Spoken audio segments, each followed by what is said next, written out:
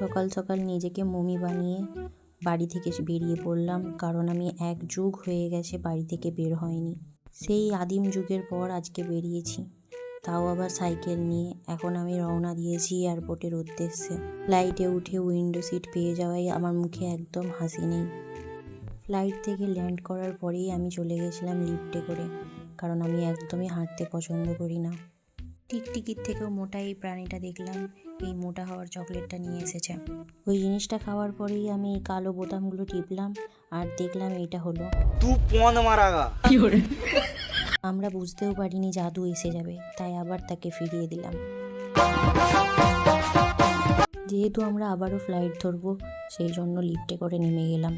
হঠাৎ দেখলাম তারই মাঝে ফ্লাইটে ওঠার আগে একটু রক্ত মেখে নিলাম আমরা দুজনে। এয়ারপোর্টে গিয়েই আগে গরম জল নিয়ে নিয়েছি, কারণ গরম জল ছাড়া ফ্লাইটে নাকি উঠতে দেবে না শুনলাম। তারপরে দুজনে গরম জল ভাগ করে খেয়ে নিয়েছি এক প্রকার বাঁকা ধরনের বিস্কুটের সাথে। হ্যাঁ, আমরা সাধারণ মানুষের থেকে একটু আলাদা। এটা যেহেতু অন্যরকম ধরনের ফ্লাইট, সেই জন্য এখানে সমস্ত জিনিস ওঠে। এটা আপনারা খুব কম দেখে থাকবেন।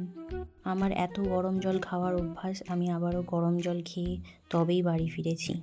টাটা।